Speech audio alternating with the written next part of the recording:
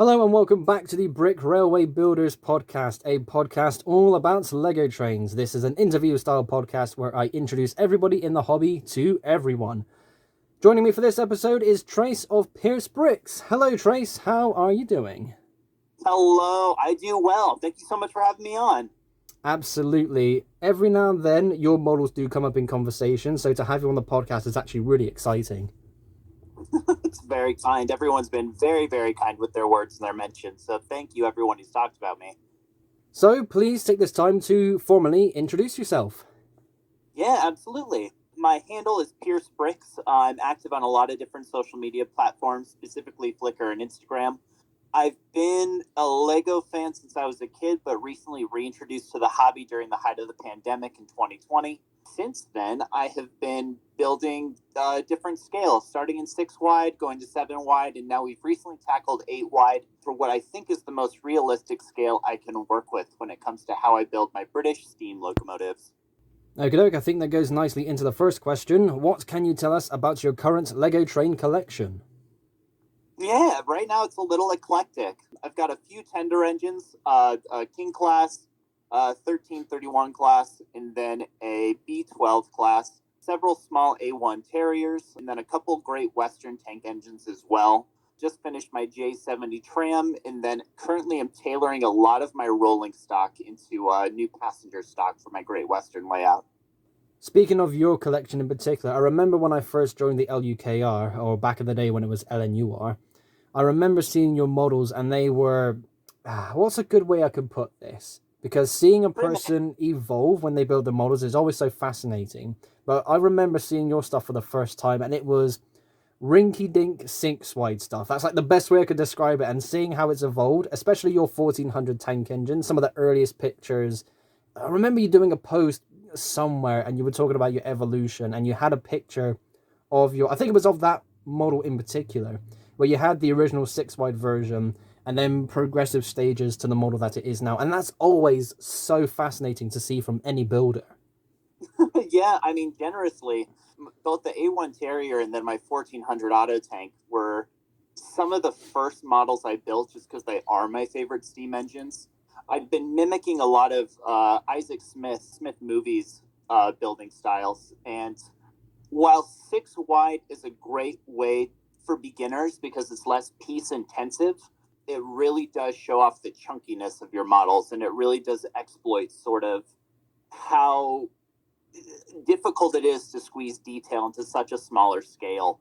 I'm wicked happy that as of recently, now that we've expanded to 8 wide, that I've been able to kind of piece things into a more developed format, and every model seems to just look better than the last. And I don't mean for that to come off narcissistically. I'm just really happy with where we've come and where we're headed. Oh, absolutely, yeah. And I love that you mentioned Isaac's name because I remember saying this to a number of people in the past where Isaac pioneered the use of model lining tape. I remember being so hesitant to use it, but when I saw other people use it in the club, you as well, I thought, I'm going to actually give this a go. And it was sort of mid 2020, I think it was, when I finally went ahead and did that. It's such a night and day difference with how lining just, it transforms a model. That's the word to use there. I couldn't agree more, and I think your use of the term pioneered it is very on brand. A lot of people, it specifically like Andrew, Techno Andrew, who does brick built lining so well. He and Carl Graytrix, like the way they would do liveries for British steam locomotives was very cut and dry. And so having an alternative that was able to accommodate such a smaller scale and look more intricate with such a welcome breath of fresh air. And I feel like now a lot of people, even in like our Facebook groups and pages, follow that same format where it's build your locomotive first. If you can do brick built lining, great. If not, don't worry. Trimline is such a fantastic alternative.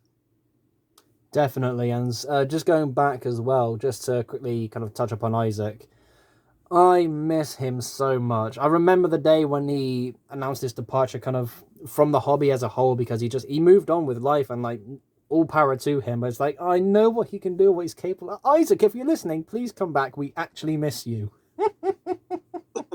But we also support you as well. He's a shadow supporter. You'll see him like some stuff here and there, and he's definitely still invested in seeing the community grow. But he's on to his animation stuff, and he is stellar at what he does. And so, best of luck to him. And then also, congratulations, man, on your recent engagement. That's awesome. Oh wow, I didn't actually know that about him. I suppose I'll have to try and touch up on any of his socials to kind of see what he's been up to.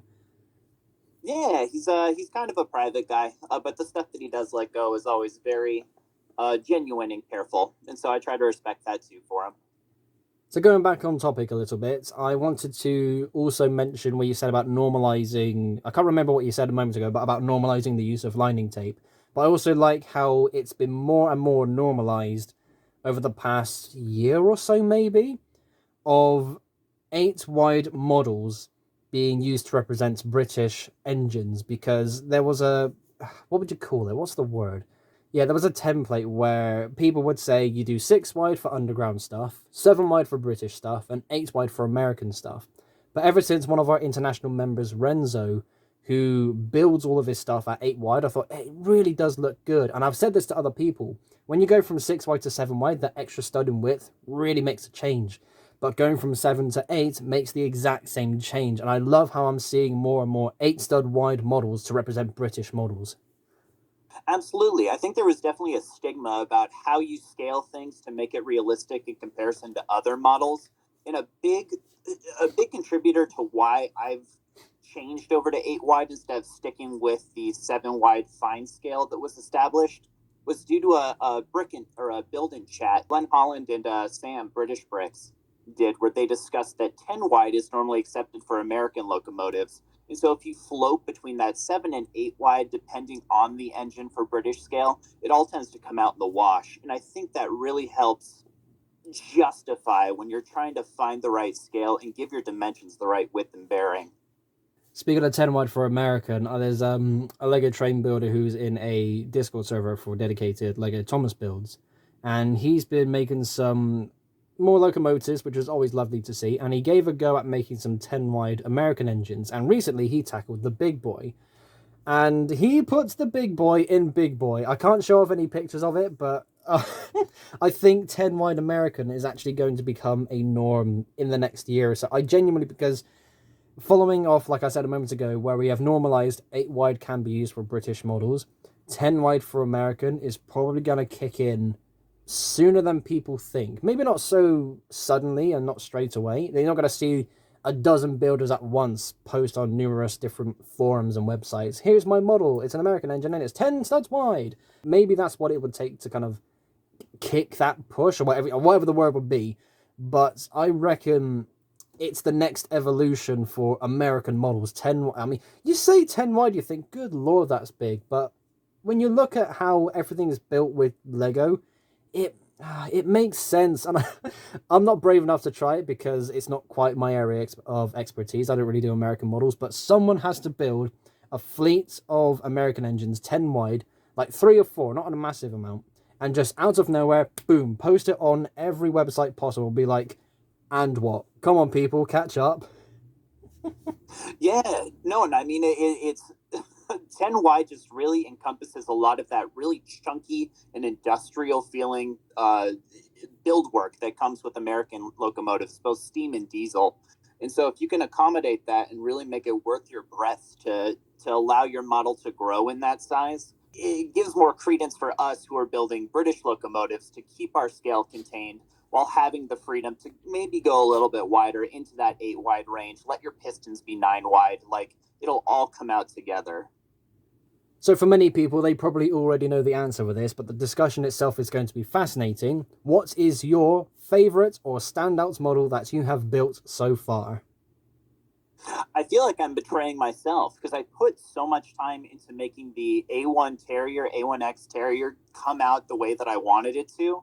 And I'm happy with it. And I think it's a fantastic finished product.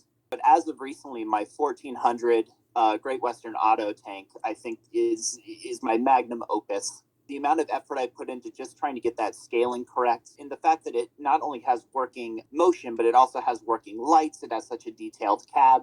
It now has the pulling power and speed from using Techno Andrew's gearing hack. That it's such a perfect model, in my personal opinion. And so that's probably the one I'm the most proud of right now. Yeah, fair enough. I mean, those two models, the 14XX and your Terrier, they are the two engines that basically represents you. And your Terrier, I'm very confident in saying the word famous. Your Terrier is a famous model. I would agree with you only to the extent that it's the only model I've built, seen, replicated, and sold by third party companies. And part of that I attribute to the ease of being able to build it while still having it be structurally sound. And also the accessibility to get those instructions through William Elliott's Block Junction. That's definitely the case. I've seen so many people on Facebook who have said, I'm new to the hobby, I want to buy these instructions. And one of the ones that they will go to, this isn't for everyone, but there's a good chunk of people who have started off with the Terrier. I feel like that model is just so spot on for how it's been built. I really appreciate it. I got to give credit where it's due. William Elliott, who I just mentioned, he was instrumental in kind of helping me incorporate the circuit cube motor that's in it. So if you are new to the hobby, you're not only getting acquainted with new scaling in that 7 wide, but also a new type of third party motor. And you're getting a really nice 060 chassis that can be transferable to any other build too. It's not just limited to the Terrier itself. And so having that sort of chameleon aspect of the engine really makes it marketable in a cool way. Just sticking to the Terrier for a moment longer, being a Lego Thomas fan, I wanted to build my own version of Stepney, but I ultimately backed down because I remember messaging you somewhere saying, what colour did you use for your Stepney model? And it was light nougat or something like that, and I thought, oh, I don't have any light, I can't be bothered to make the bricklink orders, so I ultimately carried it out. I think I might have to try it again one day because, again, it's a really good colour for the Stepney model, and I feel like my Thomas model collection isn't quite complete without a model of Stepney. I don't want to peer pressure you in any way, but I would say give it a go. And this is my personal Stepney model. I think is such a great display of the evolution of this hobby and how everyone really works together in the community to help improve upon the last idea. The gearing inside of it, I mentioned earlier, is Techno Andrew's design. The chassis was reinforced with design by Will, and then the structure overall was myself. And so this little this little Frankenstein of a model communicates really well just based on everyone kind of contributing together. It's really neat. That's something I'm gonna have to try and practice. Well, maybe because every now and then well, maybe not so much every now and then, but there's been a couple of times in the past where I thought I really should get myself a circuit cube because it seems like a great thing to have. But I've never been one to actually power my locomotive models. The only locomotive model that I have that is powered is Daisy the diesel rail car, and that basically uses a train motor, which is cheating. However, the model I'm currently building at the moment, which I can probably get into a little bit later, is powered in the boiler. It's a steam locomotive that actually has two medium motors in the boiler. Now, again, I'm totally new to gearing and powering a steam locomotive. The system and the setup is completely different. So I looked up about 3 or 4 different tutorials on YouTube to find which one was the best, and I thought, oh my god, it feels like I'm at square. Well, I am at square one because this is brand new for me, and I'm thinking, okay, if I'm going to build a Terrier, like if I were to buy the instructions, there is a version that would allow me to use a circuit cube motor and the light to go in there. But me knowing me, I might have to make it a, what's the word, like a static model, just a non-powered model basically. And I think even if I were to make my own or to use the instructions, a non-powered version is the way I may inevitably go. No, and I don't think there's any shame in that, especially when it comes to small tank engines and the like. Like, there is such limited space depending on the detail you want to incorporate that leaving it as a static model to be powered by rolling stock is sometimes your only option. And that's what the Terrier was for a really long time. And again, it's only with third party options that I'm able to get it motorized in the first place. So for the purists out there, take no shame and hold the heat that you can leave it unpowered and you're still going to get a great model at the end. Very true. I mean, look at all the models I've made. None of them are powered, and yet some of them are some favorites amongst a lot of the subscribers I have. I want to go back to standout models because I said this on I'm pretty sure I said this on a previous episode, but when you came to LUKR Members Weekend back in October, you brought your suitcase full of models with you. We could talk about that story if you want to later on, But your Great Western King class was something I had. Well, basically everything you've built, I had only seen through pictures and videos online because you live on the other side of the world from me. And when you had your models out on the table, I saw your King class and I thought, that's a much bigger model than I thought it was. It looks, not to say small in the pictures, but in real life, it looks so much bigger. And I didn't get that many opportunities to get up close and personal with it. But with the few memories I've got of actually seeing the model, it it looked stunning. I honestly think your King class is the best tender locomotive you've built so far. I'm not going to argue with you. I agree with that too. The problem I have found, especially when building in our scale, is that part of the problem is the photography of it. When you're shooting at a micro scale, or you're trying to capture a realistic input from something that's essentially a toy, it can look stumpy or stocky, and you're not going to get the full breadth of what that length and size is going to do. And it's part of why I was so frustrated with the auto tank when I was building it, is because every time I would take pictures to show the progress I'd done on it, it either looked too short or it looked too long or it looked like the cab was too tall. And I was like, this looked great when I built it. Why is it not photographing well?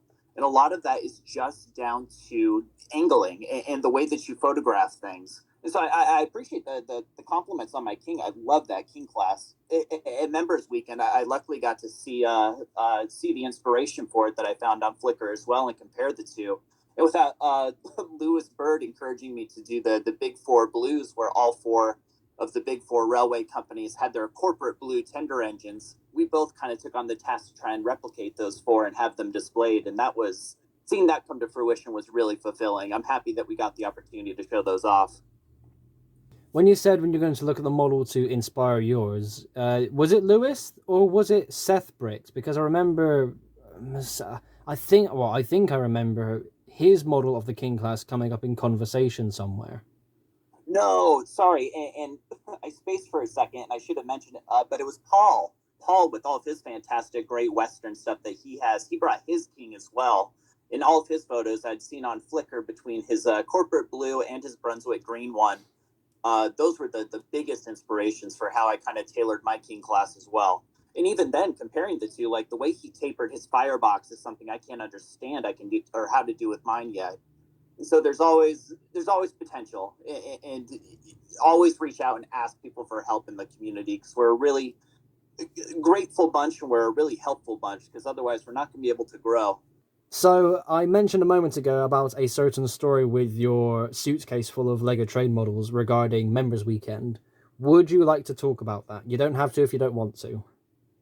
No, I'm trying to think of the story specifically that you're referring to, because there's the one that happened in the airport itself where I got stopped because all of the batteries were still in the motors, and so I had to take those out and throw those away before I could proceed through security with them. Or if it's the one where my bag burst because I tried to fit an entire tote full of Lego trains into just a stock standard suitcase, and I'm so grateful that it actually made it with me into the country.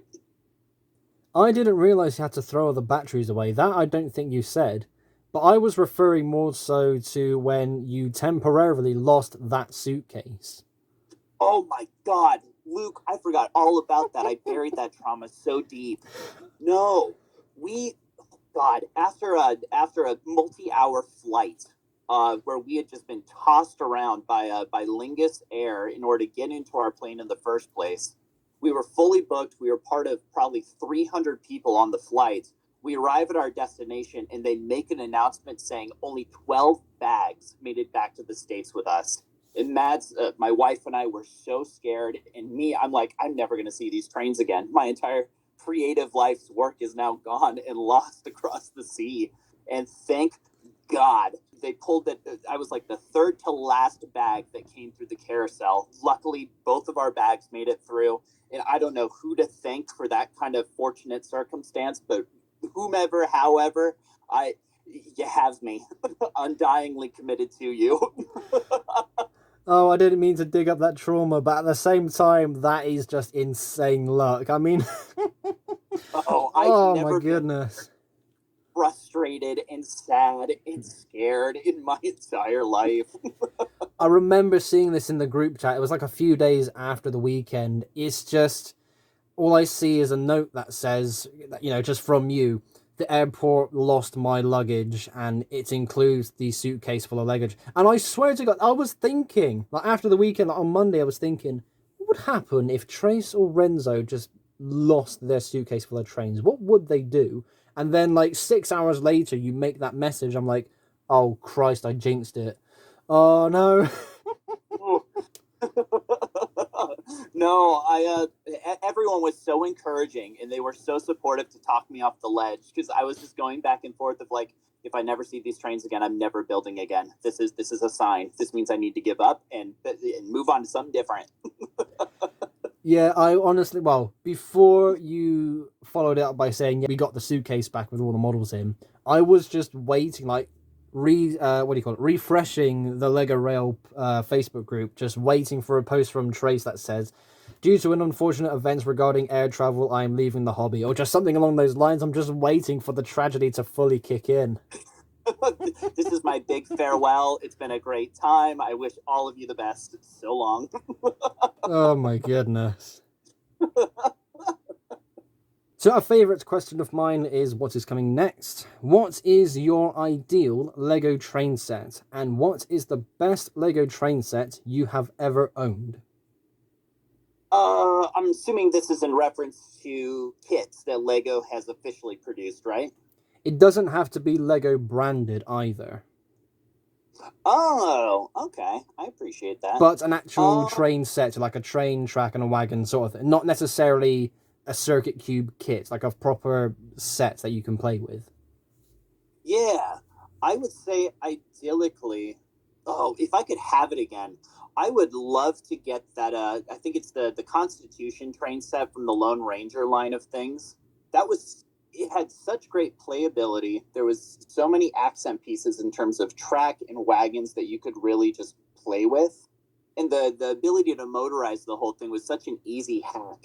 I think it'd be really nice to have one of those, both as a collector's keepsake since I've completely obliterated mine, and to maybe share with my kids that I have someday, just because it would be a great introduction for what magic this hobby has. I was not expecting that. Now, I remember getting one of those years ago. Now, younger me was not too impressed. I don't think it would be that difficult to replicate if you still have the parts, of course, but I think there are a couple of pieces you could replace, and in your general bins, you might be able to, because again, it is quite a simple set, barring the minifigures and the like, so that's honestly a really surprising answer. I mean, for a long time, I probably would have said my answer was the My Own Train line, where it was like those very small variances in color and size for steam engines that were very heavily like American influenced, with individual wagons and carriages that you could build on the side. But since then, I feel like the novelty of just having an all-encompassing set where you get multiple wagons, a fully functioning engine, then a lot of track has since been lost on Lego. I mean, it's been Hogwarts Express after Hogwarts Express for so long that the novelty of different trains seems to have really lost its way. Yeah, speaking of Hogwarts Express after Hogwarts Express, we had a version that came out in 2018, which wasn't that bad. Last year's absolute travesty of a set, and the new one that hit shelves about a month ago, maybe the start of the month. Have you seen that one? I have, and I mean, I'm not going to badmouth it because they're moving in a direction that I think has more broad appeal. I mean, this set has two coaches, which we haven't seen in a Hogwarts Express set ever. It has opportunity to be motorized. It's a full play set again, which is great. If I wasn't sick of the Hogwarts Express, I feel like I would have jumped at the opportunity to try and get one. But now having really delved into the hobby that is mock making, it just doesn't have the same appeal that I think it would have hit had I not gone through the pandemic the way that I did. I think one of the key factors as well is this particular set is £115, I think, where the previous one that came out in 2018 was only £80. Now, of course, there are some differences. Like you said, it's got the Hogmeade station, some track, of course. It's got two coaches. The engine actually looks like the engine. At long last, 3 pairs of wheels on the tender. But it's so difficult to justify the value of some of these sets, and I feel like, well, even if it was £80 like the previous, I still couldn't go for one because, like you said, we're getting Hogwarts Express after Hogwarts Express, and people are sick of it. Even me, a train fan, I am sick of the Hogwarts Express. Well, it's because now you need to kind of piece milk which sets you get. Like, do you get the 2018 set where you have side rods that are semi accurate, or do you get this new set that has for the first time ever, a wheel arrangement that is correct? It's if you want to get multiple sets and kind of build your own from there and tailor it. I see the Hogwarts Express as a nice avenue for people to start customizing Lego Train and kind of dip their toes into the hobby.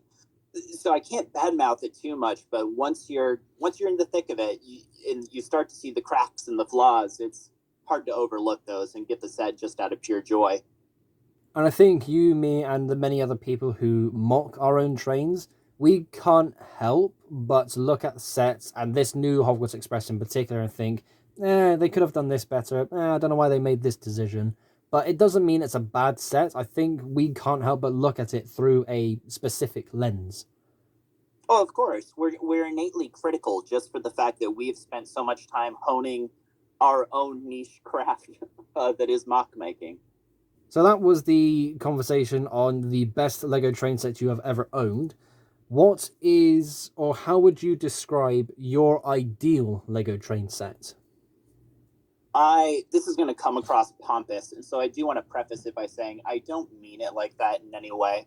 In the early 2000s, I got a Hornby train catalog, and inside of it, I found this really cool set that included the Great Western Auto Tank, with two maroon auto coaches, and then a full round of track. And when I saw that, it's one of those things where when you're wishing for things for Christmas as a kid, you like dog ear the page, you circle it with a pen, you have it on your bedside table, and you look at it every night as you're leading up to holidays, birthdays, and Christmases, with the expectation that maybe you just might get it. And I'm not saying like the disappointment as a child led me to want to make my own, but as of recently, having really put the investment of time into trying to make good auto coaches to pair with my auto tank that I really like, I think that is my idyllic train set. Two very like thick, sturdy boy coaches with a really charming little tank engine, um, just to kind of get the job done and really have some nice curb appeal. That's very fair, and I would like to see an auto coach in maroon because there's so many that are chocolate and cream, I think it's called, but you get so used to seeing a shade of tan. Yeah, and I mean, I'm gearing up to just write a big old letter to Lego about getting that 1 by 3 by 4 or 1 by 3 by 3 window piece in dark red, just so it's possible. Because I don't see how I can redo my design without that window piece, and that's the one thing I'm missing. I mean, you could do what I did. Well, this isn't exactly an easy thing to do because when it came to making my coronation coaches, I needed red window frames, and I was able to find a can of spray paint where the shade of red was basically Lego red, but that's a very generic shade of red, so I kind of got away with that. Now, if you're able to find a spray can that is basically dark red, I mean, if you're brave enough.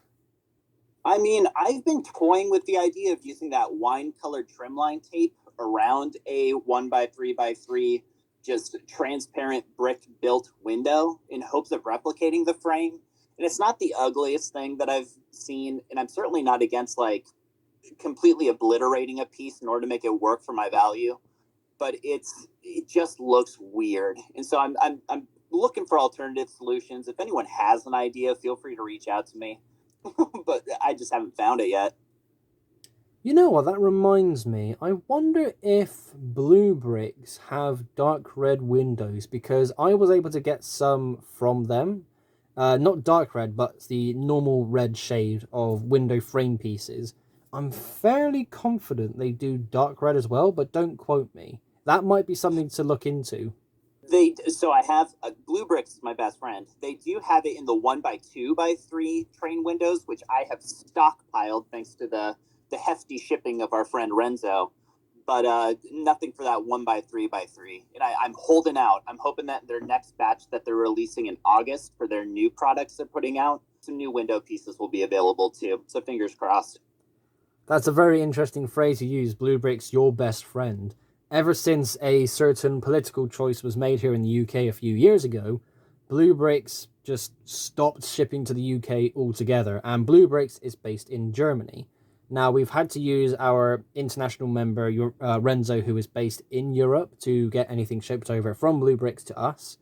But at the same time, I kind of look at some of the stuff and I think I really wish they would just kind of chin up a bit and just accept some of the, like, even with Dan, who runs TechBrick, which is a hobby reseller, just to put it simply, for Lego train stuff here in the UK.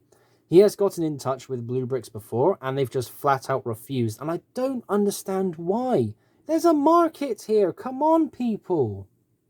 There is, and I mean, not going into like conversation topics that you can or shouldn't discuss at dinner, but it's tough, and I understand from a business perspective how getting through the red tape to maximize cost for a product that probably takes little input in terms of printing plastic, it's got to be there's something else there. I just don't know what it is for sure. So I'm reaping the benefits of being in a country where I do have the accessibility to utilize them. Yeah, that's very fair, and I think it would be a wise idea to kind of take in what you said and not. I like how you called it like you called it like don't discuss this at the dinner table. So yeah, fair enough. And I will go back to Dark Red for just a second. I remember a long while ago when I was going through my Lego collection, sorting, but I sort my bricks by color, and then I'll kind of split them down further then. So that way, if I need any specific blue pieces, I'll go to the blue box. And when it came to red, I found I had some dark red pieces, but there were a few different shades of dark red. And I feel like if you're going to, well, I'm pretty sure Lego have sorted out the issue where there's now only one proper shade of dark red brick, but have you had any issues with dark red? Like, have you gone to build something and you find, oh, that brick next to this one is actually a different shade of dark red? Has that ever bothered you? Oh, I am just livid at dark red, at medium nougat, and at reddish brown because every single piece I have, not due to sun damage, not due to wear and tear, they just exist in different. Oh, and even like dark green, they just exist in different palette shades based on the manufacturing. And it's so annoying. If you're building like an engine where there's supposed to be weathering, I can see sort of the appeal of having that difference in scheme and tone. But when you want something to look uniform, it is the most frustrating thing to have to accommodate for. You're not alone in seeing the different spread of the spectrum. That's actually a point when you said dark green because I have so with my 1x4 bricks, I kind of make them in a little 4x4 tower. And every sort of other layer, I will see a brick or two that is a slightly different shade of the common dark green. It's like, oh, for goodness sakes. And they're the ones that don't get used. I was like, why? Oh, I don't know how that gets past quality control. I have. Oh, it's one of the many bones I have to pick with the Lego company as a whole. It's not necessarily just like piece color and tone in that regard, but it's also their structural quality too. I feel like certain tones and shades are so much more fragile or yeah, more brittle than other tones necessarily. Like a black brick, you can run over and it's totally fine. I look at a reddish brown brick half the time and it snaps clean off. And I don't know if that's based on the coloring, the ratio that they're using for the plastic, but the piece quality is such a hard thing to account for, especially when you're having to ship them in from individual piece orders. Just before we move on, I actually read somewhere, or maybe it was watching a YouTube short in regards to why brittle brown is brittle brown. And it's supposedly, at least to what I saw slash read, it's to do with the brown dye that Lego use. So when they make the plastic brick and they dye it that shade of brown, supposedly that's the only dye that doesn't behave well, so to say, with the actual plastic they use. Hence why the bricks are so brittle. And it's so fascinating that could be possible, but it's so dumb at the same time. Like, how could a dye just not work? Like, how could it really mess up the plastic to be so brittle? I This is going to sound stupidly technical, but a lot of it has to do with the polymers and enzymes when you're mixing colors. And certain things that contrast each other can have an abject effect where they want to push away. Almost in regards to like how you have certain atoms or molecules where they don't want to be in contact because they have negative fields around each other. And so it works the same with the color spectrum. And for that, I can give some leeway. My big issue is the fact that if this is a known problem, why is there not a more effective solution for Lego to take to kind of make the sturdiness of it, or the color combination to still match the colors we have, but increase the overall integrity of the brick as a whole? Thank you, Professor Trace. We have officially learned something here today. So knowing you, this next question is either going to take 5 minutes or the rest of the episode. So if you were to build a layout, what would your dream layout look like? Oh, behave. How could you ask me such a question? What layout version are you on now? I remember seeing a post on Lego Rail saying, I decided to flip my layout around. It's like, oh, again? This is what, version 72 or something like that? So yeah, I need to give some regards to a follower of mine on Instagram. Aussie Breaks 12 has gone through every single one of my posts and has tallied my layouts, and I'm on number 84 right now in terms of redos and rebuilds, which I don't know if it's impressive or just relatively sad that I can't fixate on one long enough to try and perfect it. To answer the question, I think my ideal layout, I would love to have layers. I really wish that I was able to keep more in touch with Sam at British Bricks, because his layout and the way he structured his tables, where he's got multiple levels, both for an underground as well as an overrunning viaduct type thing above his main track beds, is so inspired. And I wish, while I have the space to do it, I don't have the carpentry know-how to kind of help accommodate that. So in terms of a dream layout, I wish that I could give myself some layers just so I could have a more dynamic and interesting perspective for where my trains are running. I can actually understand and agree that there, because when I saw British Bricks layouts work in progress videos and he had the idea of this elevated running line just above the others, I thought, immediately, that is so cool, and I want to do that with my own layouts one day. But we will get to that in just a second. 84! 84! I was genuinely not expecting it to. I thought you were going to say this is version 25. It's actually that high? 84.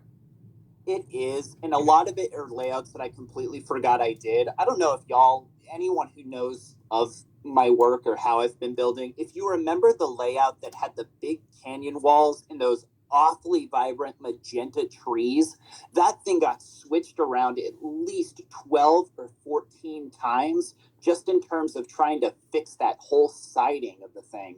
And so the problem is the number probably isn't as high as what was projected to me.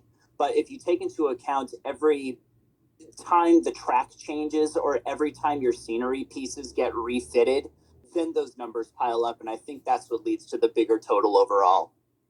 I think that qualifies because, in a way, well, I was going to say that does count as a different layouts because, some things have been changed around. But there is definitely that difference of just having a few things inside the loop change around compared to the entire loop itself being different. There was a version that you took to a show, if I remember this correctly, where you had 2 running lines, a switch that went to a 3rd exterior line for shunting, something along that sort of sense.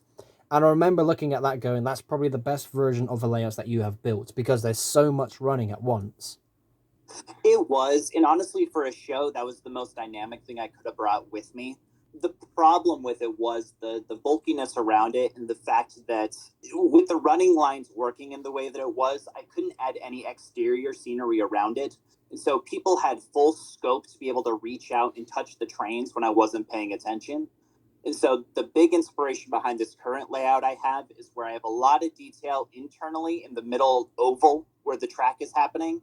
Then I have a lot of buffering detail on the outside landscape to kind of help prevent people from having immediate access to derail my trains. I can actually really understand that because when I did my first ever Lego show in It was basically 3 years ago at this point. It was Brick Express 2021, and I was really excited to bring my layout to a show for the first time, and it was a very fun experience. But that was a small version of the big layouts I had at the time. So a few months later, into August, I do this 2 day show where I had the full thing together, and it was, again, a really fun time because I'm there thinking, this massive layout is something I've built. I'm so happy, I'm so proud. I'm talking with people who are at the show, kind of just talking about the layout, and there was one time where a hunch kind of was correct, where I'm speaking to someone on one side of the layout, and I'm wanting the conversation to end because, like, my spider sense was telling me something's going on in the other corner that shouldn't be happening. So I'm able to finish that current conversation. I turn around, and well, with given how that layout was arranged, it was two running lines, but the inside line was decorated with all the other engines I've built, and it was just the outside line that had a train running. And in one of the corners, three of the engines were derailed and slightly broken. So clearly, a parent's, I'm supposing a parent saw their kid have their way with the trains and just didn't stop them in time. I think that's a valid assumption. I'm wicked sorry for what happened to your engines. Well, this was again a few years ago. The models were kind of, well, for me they were not bad, but looking back, they were kind of simple models. I remember my model of Gordon was one of them, and that's a simple model. They weren't exactly difficult to fix either. Like a couple of wheels might have been popped off, a couple of buffers might have been knocked loose. They were heavily derailed, which was kind of the main thing. I can't remember what the other two engines were. I'm pretty certain it was three. It was at least two, maybe a third engine was derailed. But I'm just looking at the corner thinking, how, this is me assuming again, which isn't the best thing ever, but I couldn't help but think of parents, because with all the other shows I've done, parents will see their kids get excited, reach forward, and they go, keep your hands back, don't touch the Lego, obey the signs. And in my mind, I'm thinking a parent has saw their kid get excited, try to play with the trains, and just not do anything. Which it happened when I wasn't looking, which is probably the most annoying thing. So I couldn't actually get over there to stop them. No, and I appreciate your tenacity for fixing the model in the first place. Like, the reason why my moguls don't exist anymore is because children reaching over the light or the rope at Brickfest to touch them while the double header was running pulled them clean off the table and smashed them on the ground.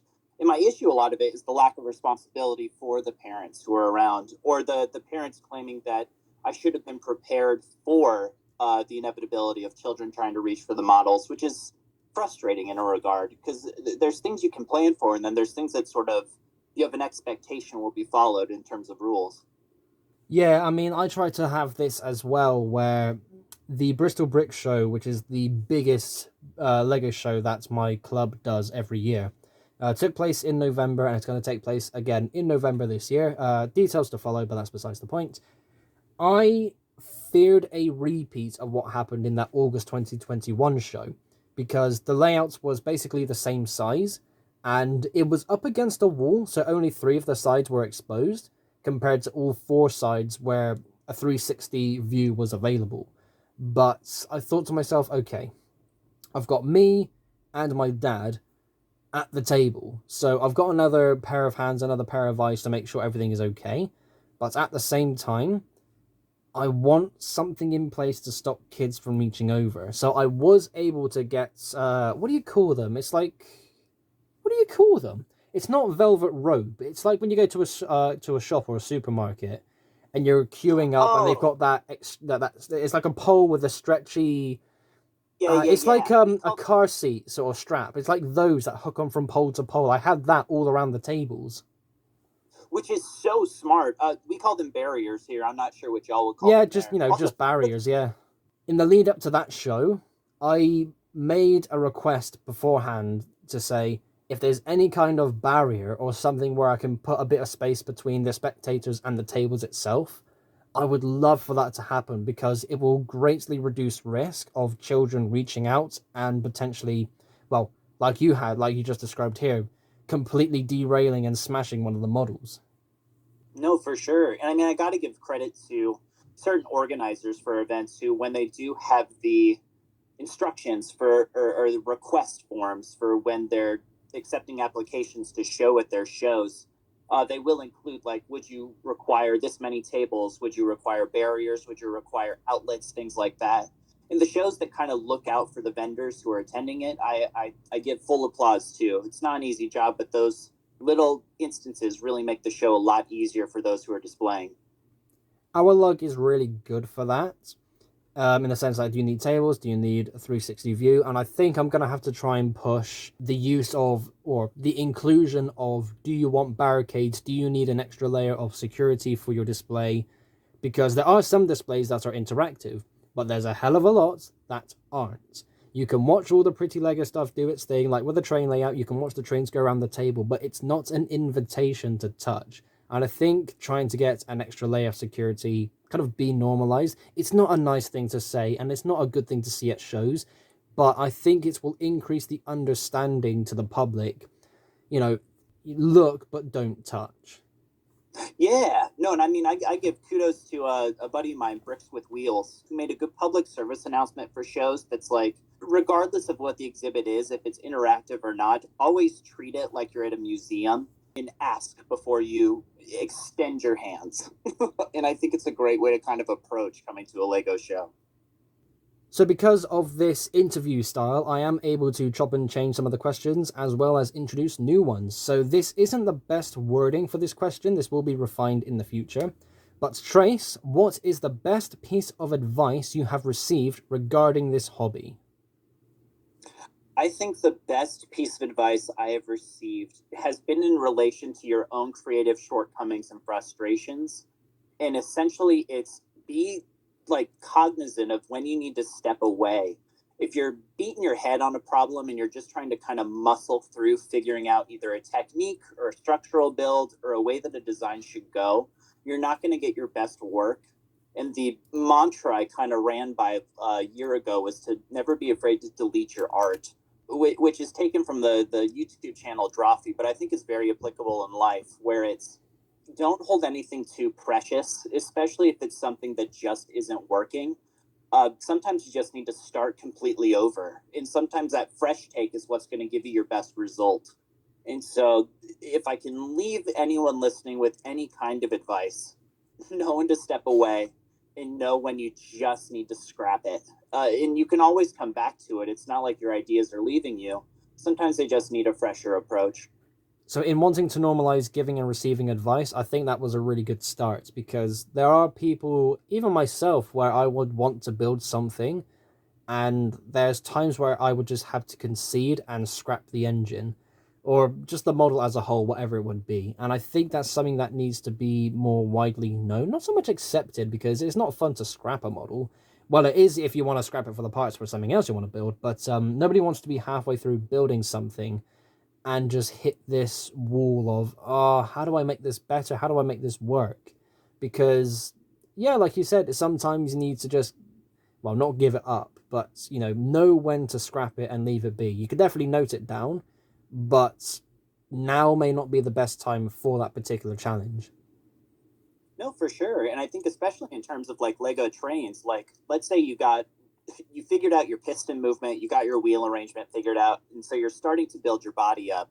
And for some reason the proportions don't look right or you can't get the shape correct that you want, and a lot of that might be due to either your running board's too short or your wheels are too close together. But because you spent so much time on it and you hold it kind of precious, you don't want to go all the way back and have to start at the ground up. And then that's where that frustration comes in. And it's not necessarily that your vision's wrong, it's just that the technique isn't there yet because it needs to be refined. And so giving yourself some grace to kind of figure things out and go back to the very basis of your process is going to be so beneficial in the long run and save you a lot of headache. Absolutely, for sure. And when it comes to other advice, I don't think this was so much advice, but I remember, even saying I remember is a stretch, but I can slightly recall a very old conversation between members, maybe 2 years ago or so. It was a long time ago, where we were comparing models, so to say, for ideas and inspiration, as we would do. We bounce ideas off of each other. And I think this was when you were still building six studs wide, and you kind of conceived to the notion that 7 wide and onwards is the way to go. Oh, yeah, because you know when this was? This was our end of the year podcast in 2021. Yeah, and I love our club. Our club's great. For a long time, the stigma of like moving from 6 wide to fine scale was such a scary thing. And it wasn't bullying per se, but it was definitely a feeling of, look, like you've gone as far as you can with 6 wide. If you want to do the things you want to do and make the presentation you want, you're going to have to change something. And so it's hard taking that first step, and especially if you don't know where to begin. But once you do, I mean, there's a lot of gratification in that. But it's trusting your own instincts and relying on your own skills that maybe aren't there yet or that you're still kind of tailoring. Gratification was the strongest word you could have used there, because I remember jumping from 6 to 7. Again, I've already mentioned this earlier in the episode, but I was looking at a lot of British Bricks models at the time. This was at the start of 2020. So 3.5 years ago, it puts things into perspective. Or his model of the LNER P2 was something I basically championed. And I thought I would love to make my own version.